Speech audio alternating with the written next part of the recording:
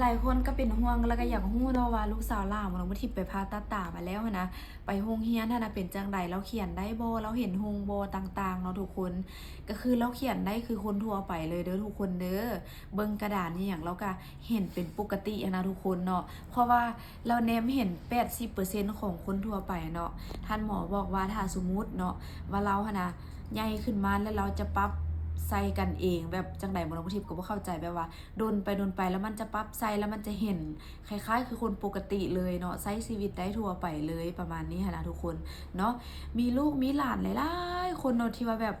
ปรึกษาน้องทิพย์บางคนก็ว่าบ่อยากเอาไปพายันพามาแล้วมันสิบ่เห็นอีหยังสินะแต่ว่าน้องทิพย์นี่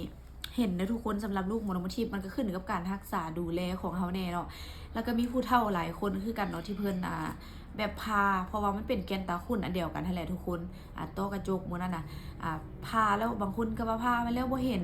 ย้อนหยังก็ย้อนว่าเฮารักษาบ่ได้เนาะบางคนก็ว่าผ่าตัดมาแล้วก็ยังได้มางมครัวกินมาแต่งกินอีหยังสินะเพราะว่าเวลาพาแล้วก็เจ้าแบบ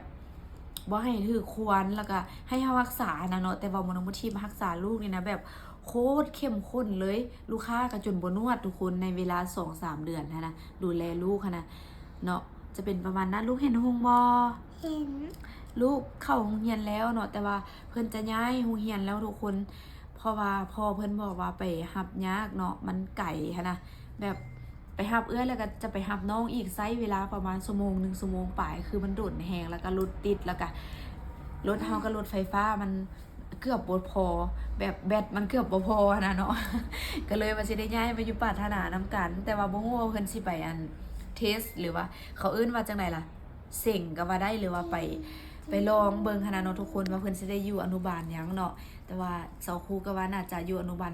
3แต่อยู่หั่นเขาเจ้าจะมีหลายระดับเนาะอนุบาล3ก็มี31 32 33 34ก็ว่ากันไปหั้นน่ะ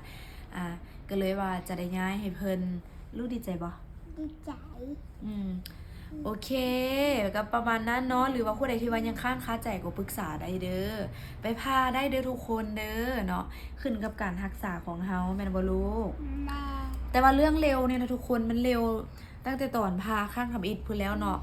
ทันหมอเพิ่นจะแปลงให้ฟรีอยู่ตัวนี้นะเพิ่นบอกนะเนาะลูกเนาะคันเฮาอยากแปลงแต่ให้เราใหญ่แน่ก่อนอีตุนเราแต่ถ้าเฮาบ่อยากแปลงก็บ่เป็นหยังเพราะว่ามันบ่ได้เกี่ยวกับว่าเห็นหรือบ่เห็นนะทุกคนเนาะจะเป็นประมาณนั้นเนาะโอเคบ๊ายบายไหมบ๊ายบายเต็มใจทายอยู่วันนี้หรือว่าลิ้นแล้วอื่นเสย มาตัวนี้ไปแล้ว